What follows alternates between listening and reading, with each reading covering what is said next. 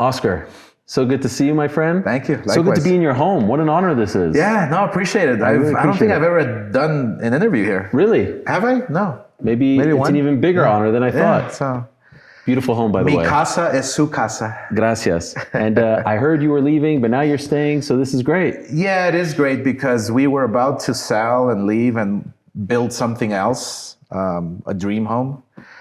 But Holly loves it so much. It's like, I mean, these views are incredible.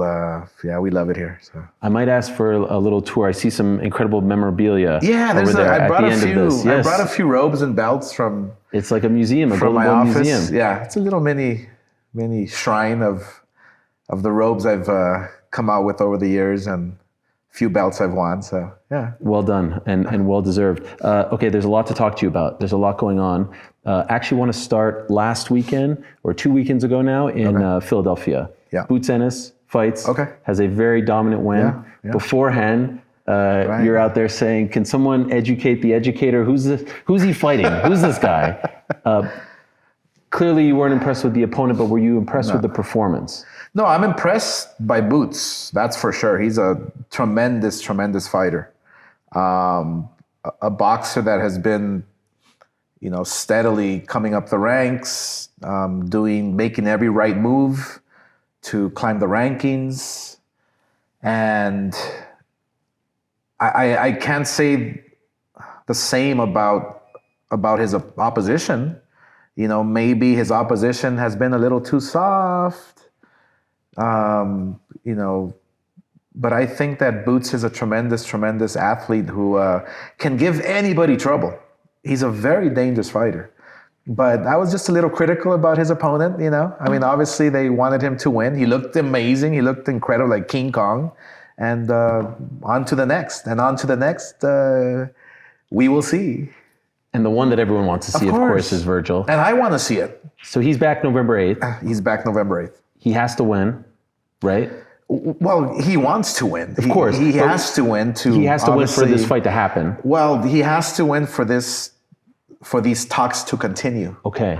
Why didn't it happen? I had Eddie on the show a couple of weeks ago, and he told me we were all in a room. Eric Gomez was there, you were there, the DAZN people were there, and it seemed like you were working towards making the fight next for both, and then it didn't happen. Why didn't that happen? It didn't happen because Boots wanted a tune-up. Okay. We were ready to fight, and when I say we, it's I'm a fighter myself too, so I put myself in the equation. But Vergil was ready to fight Boots for over a year now. But Boots wanted a tune-up fight because I don't blame him. He wants to test the waters at 154, see if the punches are harder, see if the speed is faster or the footwork is different.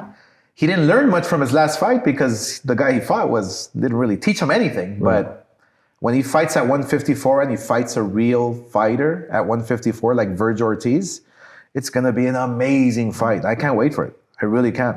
That fight here in the U.S., for U.S. boxing is incredible. It's a big stage. How do you think it plays out? Obviously, you back your guy. I back my guy 1,000%. Am I hesitating making this fight? No, because I know Vergil. He wants to fight the best. He wants to be the best, and I think this is the right moment to make the fight. Will it happen? I'm counting on Vergil to win in his next fight. I'm counting on Vergil to go out there and show the world who he really is. I think this fight here with Boots Ennis and Vergil Ortiz is a defining fight for both of their careers. Whoever wins that fight becomes a star. Do you think there's any chance the winner of that fight fights Terrence Crawford? I know he's 160. Yeah, there's a lot of possibilities. Because that would be the next massive fight for the winner, absolutely. Right? I mean, imagine that. That would be the next massive fight. But then you have guys who are, the gatekeepers like Fundora, who's an amazing champion. I don't know how marketable that fight can be. The winner of Boots and Vergil against Fundora. It's not as big as Terrence Crawford, obviously, coming off the Canelo win. But I'm looking forward to staging these fights here in the U.S. for American boxing, which will be huge. Zayas as well. Yeah, exactly. Xander Zayas, who's Puerto Rican, and imagine that, a Vergil Zayas fight down the road.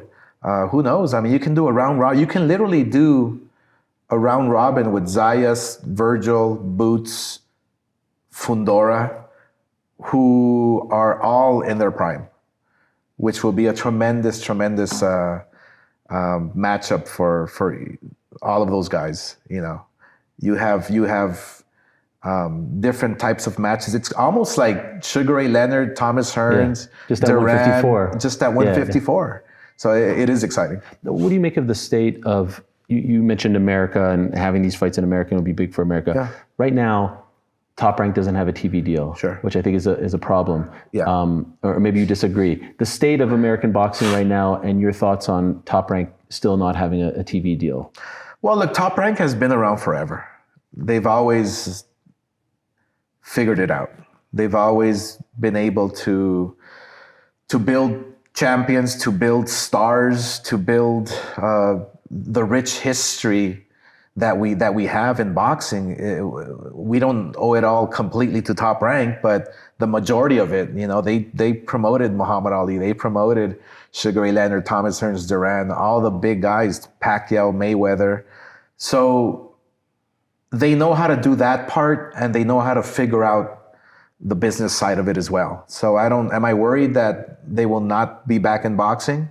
Not for a second. I believe they're in a transitional stage right now where they're going to figure out what their next move is. And, you know, because they have the rich history behind them. They have the expertise. Yes, Bob Arum is 90. I mean, he's been 99 for the last 20 years, but he's still strong. He's still going strong. So I think Top Rank, yes. Will they be back stronger than ever? I believe so. They will always figure it out. And you're not rooting against them? No, not at all. Not at all. Despite the fact that they're technically a competing They are a competing entity, but Top Rank and I in the U.S. know talent. We know how to build U.S. boxing. We know how to discover the next Mexican superstar. We know how to, you know, create the big mega fights. So a little competition doesn't hurt at all. I'm not worried about Top Rank. I'm worried about them not getting a TV deal. I'm worried about them not coming back to boxing, you know, soon enough. We need them. They're great for boxing. They're a promoter who understands that we have to go through the system, and the system is WBA, WBC, WBO, and IBF. Because fighters, first of all, love fighting for world titles. That's the bottom line. And you cannot erase that history. So Top Rank will figure it out and will make sure that the name continues to live forever, and they will continue building world champions, and they will make sure that all the organizational bodies are in line with their philosophy. Yeah. Okay, so this is the perfect transition to what happened last week. And that's on Wednesday, California State Athletic Commission had this vote. A vote which you noted originally was set for December and then got moved to October. And they unanimously passed it 6-0. Now it goes to the next step. But it seems as though this vote to maybe modify, if we want to call it that, the Ali Act is moving in that direction. Of course, it's backed by TKO and Zuffa Boxing, which is starting. I saw what you said on your clapback Thursday, which is always very entertaining. I've seen what you've said about the belts. Let's start with the belts, because Dana White has said they're not going to recognize those belts, the ones that you mentioned. It's going to be the Zuffa Boxing belt, just like there's a UFC title. How do you feel about this? I just, look, the fact that a new entity is coming into boxing and already wants to change a bill that has been in place for decades that protects fighters, to me, is shady. That's the bottom line. Think about it. It's shady. The first thing you want to do is change the law, change the rule, the Muhammad Ali Act, which protects the fighters. I instantly think about what they did with the UFC. I instantly think about the UFC signing hundreds, if not thousands, of fighters, and they don't even see the light of day. Some fighters don't even get in the ring because there's too many fighters. They fight them once and you never see them again. You know, I think for that fact alone that they're trying to change the bill right off the bat is shady. Why do you like the bill? Why do you think it should not be changed? There's total transparency with the bill. You're obligated as a promoter to disclose, everything that might be in the pot. You know, the fighters call it the pot. You know, and you're obligated to disclose, the financial status of your event, of the fighter's event. If you're a main event fighter, a championship fighter, you have every right to look at the books. And with this amendment, they're gonna try and eliminate that, which is not fair. It reminds me of. I can instantly think about this fighter from UFC, Askren, who was just who had the double lung transplant and couldn't even get a surgery. I mean, he was a staple of the UFC for a while and can't even get monies to cover his hospital bills. Eventually he got it, but he got it through private, friends or whatever you might call them. Jake Paul donated some money. I think Dana White, out of his own pocket, donated some money. I mean, to me, it's sad that it has to be that way. And like I said, I instantly think about how if some person is Sheisty, if some person is out to do wrong, you don't try to eliminate or the person try to doing right in the sport. You don't try to eliminate a bill that is protecting the fighter, the product. The fighter's the product. I just think that without that rule there, without that clause there, or wiping out the Muhammad Ali Act, the fighter is vulnerable. And then the other thing is you don't have to adhere to any sort of independent ranking. Oh, sure. I mean, aside from, I'm focusing on just the fighter alone. And yes, you have the fact that, they're going to make up their own rules. Who knows if they're going to change the ring? I've heard they're going to change the size of the ring. And, next thing you know, we're going to see bears and lions and tigers and chained to the canvas. I mean, I don't actually mind it. I mind the Sheisty part of it. I mind them trying to screw fighters over. But I don't mind them coming in because I don't really see it as competition. I'm a serious promoter. I'm a promoter who's going to promote and develop world champions from the get-go, from the start. I'm going to identify prospects, and I'm going to build them just like the way I built Canelo, just the way I built Ryan Garcia, just the way I'm building all my champions now. It's step by step. I'm not going to get them beat and eliminated right off the bat because this is more like a reality show. It's more of a game show or something, So I don't really see it as real boxing and competition. Even though they have Paramount, they got a new TV deal, which apparently it's okay. Look, they have that power slap thing, and Dana's try to with the surfing competition and this and that. Let them do what they do. It's fine. And they can get all the PR they want, but the fans are not going to watch real boxing. And real boxing is the best talent that's developed fighting the very best talent. They're never going to see that because they're going to eliminate each other in their first fight, second fight. And guess what? If you don't win the second fight, you're going to be shelved, just like the UFC does with their fighters. You don't hear about them for ages. So I'm just going to stick to my lane. And just like Eddie Hearn is doing, just like Top Rank is doing, just like Frank Warren, we're going to stick to our lane and promote what we know best. It's getting contentious between him and Eddie, and they were never on that level. They were always very friendly. Dana White did an interview with CBS Sports recently, and he said Eddie has gone all Oscar De La Hoya on me. And I think what he means by that is like he turned on me. Yeah. What do you make of what's happening between them? Because it seems to be this, like every day there's a new interview where they're going back and forth. It's getting very tense. Well, it is getting tense, but look, Eddie shouldn't worry about it whatsoever. And I've heard Eddie Hearn in interviews say, I'm not concerned whatsoever. I'm sticking to my lane. I'm promoting my fighters. I'm building fighters, building champions on the zone, and I'm doing the same thing. So what they're doing is totally separate from what we're going to do or what we've been doing. I mean, here you have an MMA promoter trying to come into boxing and amend some laws on some bill, change the rules in boxing. I mean, it's but he has a very powerful guy by his side, right? A partner, Turkey is by his side. So doesn't that give him a leg up? Well, it gives him a leg up, but I know Turkey. Yeah. And Turkey loves traditional boxing. Turkey loves watching the best fighting the best when they're developed. Okay?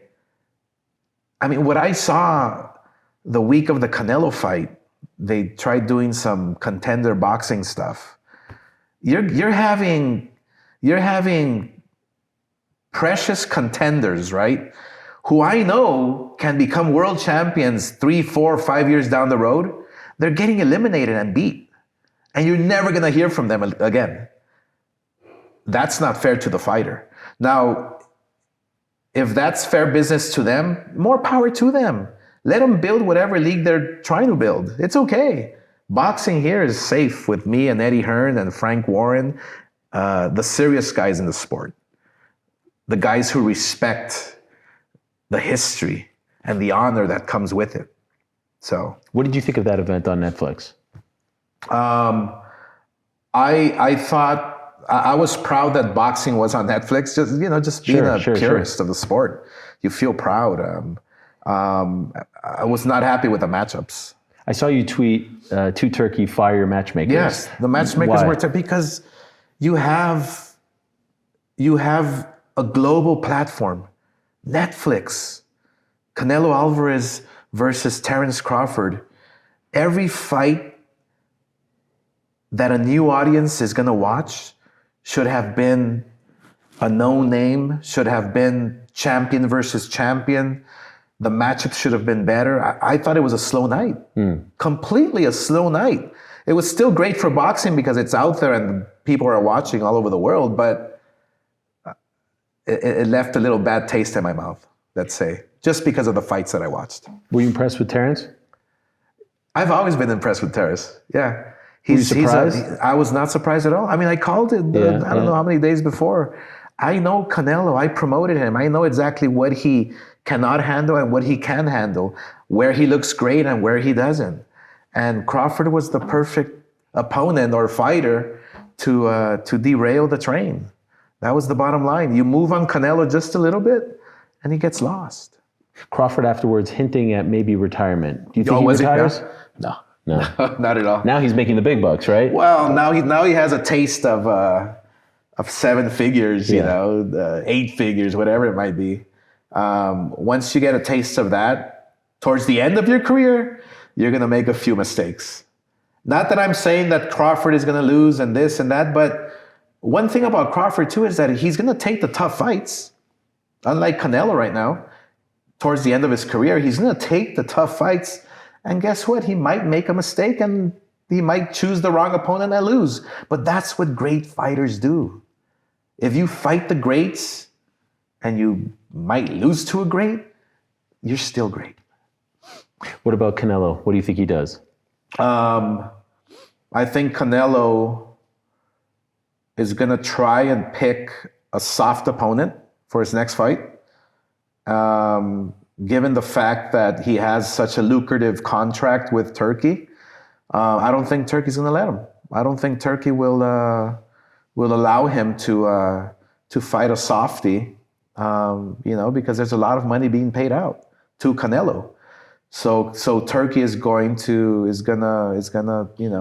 demand, his money's worth. He's gonna demand fighting the very best. See, I like Turkey because he understands the best versus the best. And I like that.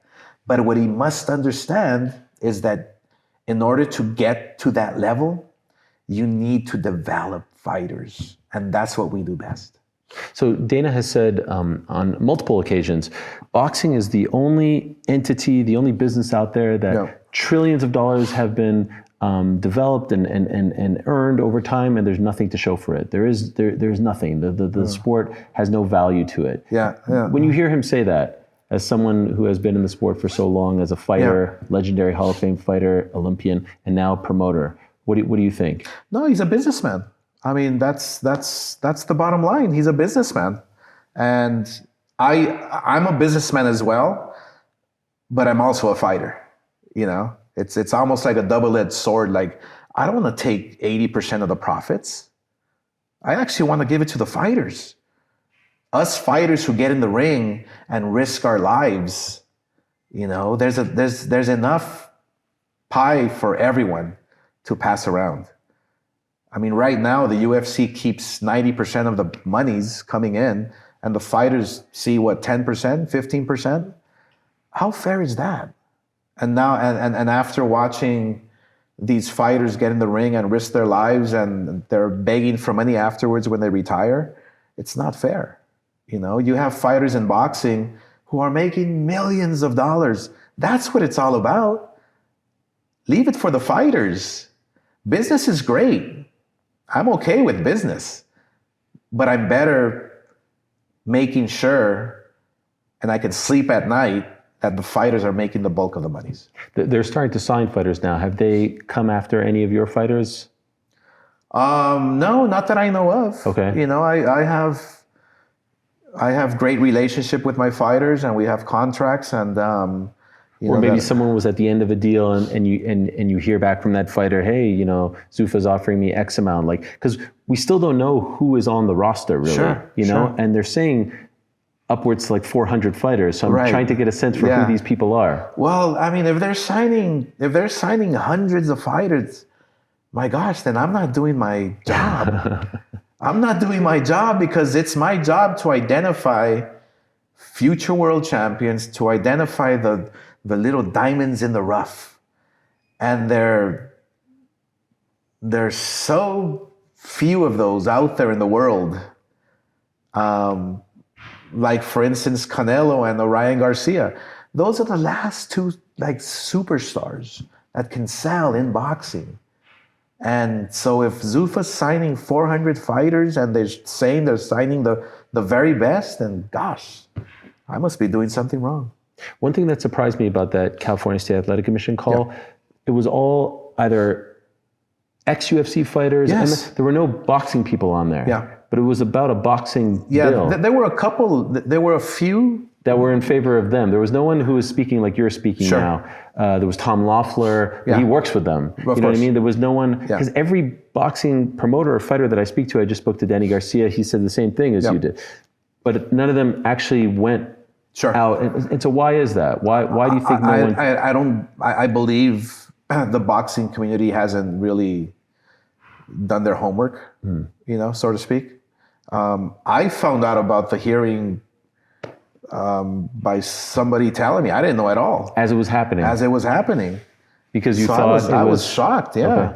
And then I was shocked that they had this emergency hearing, which they were supposed to have in December. Right. So I'm thinking to myself, wow, okay. And the person who calls in is the CEO of TKO to defend it. I mean, come on, it's just Sheisty. Do you think it's a done deal? Do you think this is going to pass? Of course. And are you worried about that? I'm actually not. Okay. I'm actually not, because their league, because it is a league. Their league is not traditional boxing, and it's okay. You know, it's okay. I mean, they're going to have a lot of media around it. They just signed Paramount, billions of dollars. But what I tell fighters, if you're a kid from East LA, if you're a kid from Brooklyn, if you're a kid from, you know, wherever, Cincinnati, where Boom Boom Mancini was from, the neighborhoods where champions are discovered.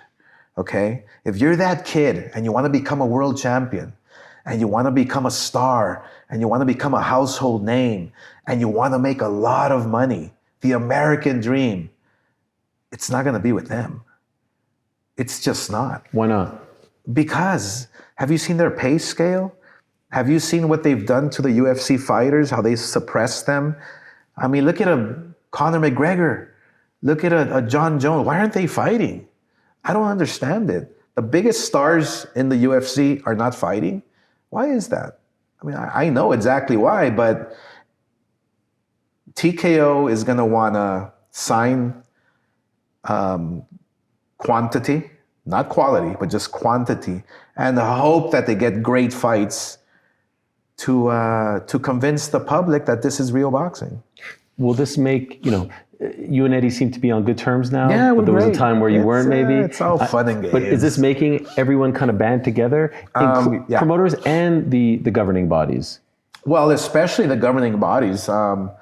As you heard, they're going to identify only one belt, and that's their belt. Yeah. The Dana belt. I don't know what they're going to call it. I think the Zuffa Boxing belt. The Zuffa Boxing maybe the ring belt as well, but you'll have to get pretty high up. Yeah, it could be because you're going to have to climb the ranks. Yeah.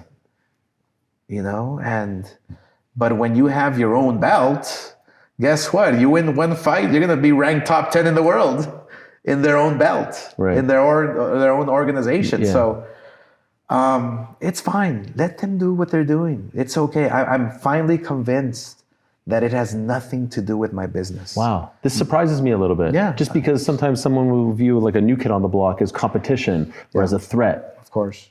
You don't view that. I'm finally growing up. Okay. Maybe you're just happy and content. You have a beautiful home, a great life. I'm happy, I'm content. Yeah, look, all this is the icing on the cake, but the fact that I love boxing, the fact that I love the sport, I love the athletes. I want to see fighters, boxers become stars, become wealthy, become, their own bosses. I want to see them, just want to see them shine, man. It's great for the sport of boxing. I'm going to promote until I'm Bob Arum's age. That's your plan? That's my plan. Because a while ago, that wasn't the plan, right? Like, wasn't Golden Boy like this close to being sold? There were buyers out there, but I was never going to sell. You were never going to sell? No, I was never going to sell.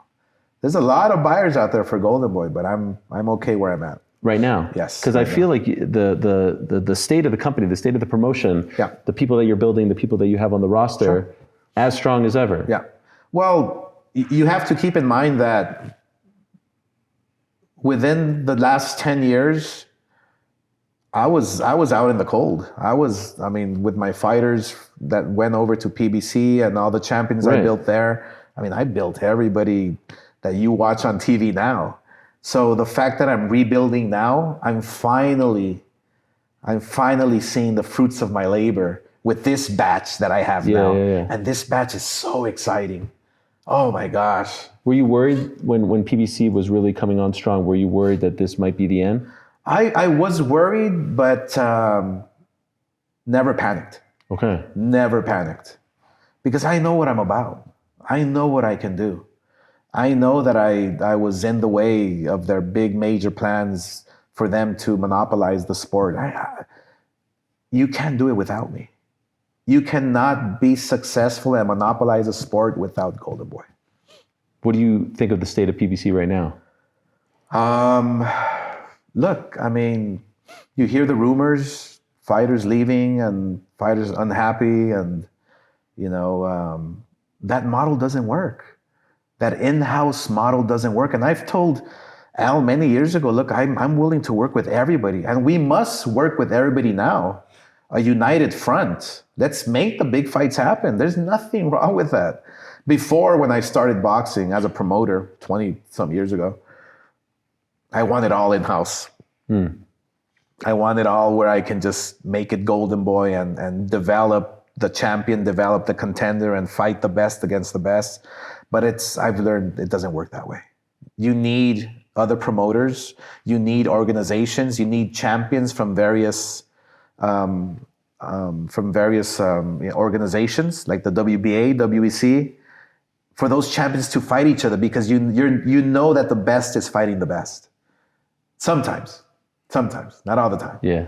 And that's what's wrong with the system. But the fighters love fighting for belts. That's the bottom line. You're never going to convince a fighter, can you fight for this Zuffa belt? Can you fight for this Dana belt? No, I want to fight for the WBC because Rocky Marciano was the champion, because Oscar De La Hoya, Manny Pacquiao, Floyd Mayweather was the champion. I want to be like them. I don't want to be like Dana. So he says 5 years. Let's find out in 5 years. I'm not worried about them. I'm worried about me, kind of like what you're saying. Sure. Where do you think he's at in 5 years? Do you think this lasts, or do you think they'll have to pivot and recognize that you can't own the sport, right? You have to recognize WBC, There's too much history. I commend the Fertitta brothers for what they did with the UFC. They took a broken asset, right? Back in the 90s. Yeah. I watched the first pay-per-view. I was actually a contributor to the first pay-per-view. UFC 1? UFC 1. You bought it? I was watching it. I bought it. I remember that big black fat guy who was fighting that little karate Gerard guy. Gordeau was his name. Exactly. Yeah. I mean, I remember all that, and it was fun. But little did I know that you have two brothers, smart as hell, who took that asset and just built it to a multi-billion-dollar business. I mean, kudos to them. But there was no history involved with that UFC. They started from scratch. They made up their own rules. There was nothing. There was nothing there. And when you have nothing, guess what? You can build whatever you want out of that nothing. With boxing, there's so much history. It's impossible. All over the world, you have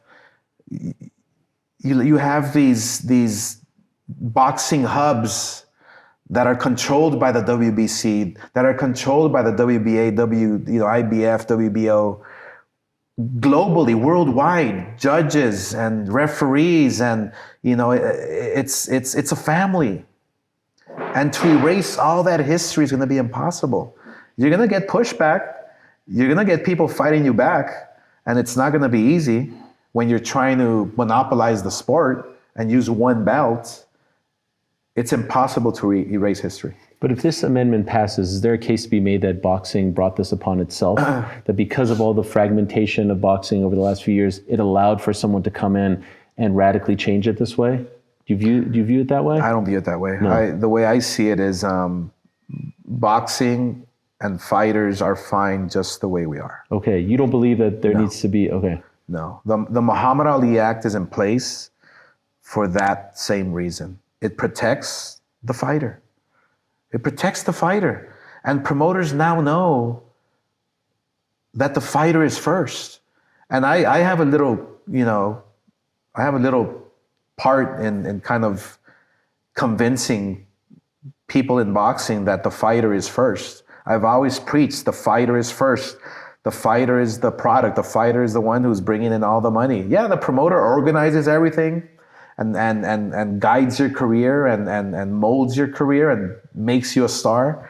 But it's ultimately the fighter inside the ring. So I cannot see fighters not wanting to fight for someone like Golden Boy, for a title like the WBC or WBA or WBO IBF. And I can't see a fighter who has talent, who has a future, wanting to literally be suppressed and not find out his real worth. Are you surprised that California is on board? That Andy Foster? I'm shocked. I am so shocked. I mean, the head of the California State Athletic Commission, he's a friend of mine. He's a good guy. He loves boxing. He loves what we're doing in California and all the shows we bring to them. And so I was very surprised. I was very, very shocked. Why do you think he's on board?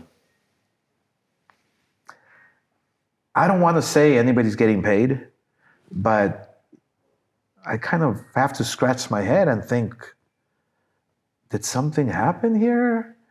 Did somebody get to you? I'm not accusing anybody of anything, but when you're a boxing purist, the way Andy Foster is, the way he preaches about California boxing and the way he loves the fact that Golden Boy is always putting on shows in California and we're doing great for the fighter, I was extremely shocked. In June, you posted a text message from Ryan Garcia, and you said he was having an episode. Unfortunately, Ryan was having an episode. Where are you guys now, you and Ryan? I think Ryan. I think Ryan needs to wake up. Yeah. What do you mean? I think that when you have this kid who is tweeting and saying all this nonsense. I'll give you an example. When my fighters, Kid Austin and Raul Curiel, won underneath the Jake Paul fight, the Jake Paul card, when he fought Chavez, I tweeted, "Congratulations to my champ" or something, and then instantly, right away, a tweet comes back from Ryan, "Fuck Golden Boy." It's like, I understand the whole mental health. It's a serious, it's a serious thing. It really is. I know people who really are mentally ill. But there's a fine line where you're just being a fucking asshole. Grow up. Shake it off, grow up. There's one thing about having mental health, but there's one thing about just being an asshole, a jerk, So, yeah, I still promote him, and I'm still gonna wish him the very best and do the best job I can do to grow his career. But where are you guys at right now? Yeah, we're gonna. Like, when's the last time you spoke to him? I haven't spoken to him at all. Yeah, I haven't spoken to him at all. It's like through it's through a manager. Right. Yeah, I've done everything I can do. When I met the kid, when he was 17, 16. When he walked into my office with his parents, I gave him all the advice in the world. Okay? All the positive advice, all the advice that I went through, my struggles, this, that, okay, gave him everything on a silver platter. And look at him now. They clearly didn't listen. And it's a shame because I have the answers. All you got to do is ask. I'm not your enemy. I'm your promoter. I don't know what people are whispering in your ear, but I've treated you with respect. I've treated you like my own kid. On a silver platter, I've given you your career, giving you your opponents that you're going to knock out, you're going to look great, you're going to become a star, and you throw it all away? And you blame me? Why does he blame you? I have no clue. I always thought it was the people around him. Okay. And it's always normally the case. Same thing happened with Canelo. The whispers in the ear, oh, you can do much better. Oh, he's not paying you enough and this and that. And most of the time, because we've only had one fighter, I believe, that tried to break a contract because he wasn't happy. I go, okay, bye. Go see if the grass is greener on the other side. A month later, knocking on my door, you know what, I'm sorry. I guess I was wrong. Who was that? Some fighter. Did you take him back? Yeah, absolutely. Okay. Absolutely. A world champion. How many more you have with Ryan? How many left? We have a multi. Okay. Yeah, multi fights. I thought it was nearing the end. So this is not going to end anytime soon. Yeah, it's nearing the end, but we have multi. Okay. Multi-years. So you're still dedicated. You're still interested in promoting his fights. Absolutely. Does he have anything in the works right now? That's what I do. Well, right now, yeah, Ryan is, I believe, I don't know if he's still going through rehab with his hand or his shoulder or something. But is there any fight talks? Operated. There's fight talks. Okay. As we speak. Who do you think? Not sure yet. Who would you like? I would want him to fight the very best again. What did he fight? He fought last May. Yeah. Lost against Rollies, got dropped in a boring fight. Not a good fight. Not a good look for both of them. But I would love to see him up there against one of the top champions, whoever it might be. There's no tune-ups here anymore. Not at this level. You know, all fighters want tune-ups and this and that. Oh, I had an injury. Oh, I was off 6 months. No, you gotta, once you're at that level, you fight the very best. And that's the way I want to treat everybody. All my champions. Do you think we'll see him maybe like first half of next year? Hopefully, like yeah, absolutely. Okay. Yeah. Would you like to try to fix it, or do you think it's good as it is? You talk to the managers, the intermediaries, and that's just the way it's going to be. I think that people have been talking in his ear for so long. It's already embedded, you know, in his brain. I thought at one point you had the dinner together or something. Yeah, it's crazy. You were in New York, right? Yeah, we had dinner, this, that. Look, I'm there to help. I'm not going to leave a fighter, you know, out in the cold. It's not in my nature. But again, there's a fine line with being a jerk, you know, and claiming or saying you have mental issues, you know. There's a fine line. I'll just ask you a couple more and then we'll let you go. Thank you so much for the time. You happy with the zone still? How's absolutely, everything going? Yeah, absolutely. They treat you well? We're extremely happy. We've been with the zone now for 7 years, I believe. We're the promoter here in the US, and we're only getting started. I believe that this 7th year coming up with the zone is going to be our best year. Okay. Yeah, we're going to be super active. We're going to be doing some major fights, first quarter, second quarter. Talks are going great with the zone.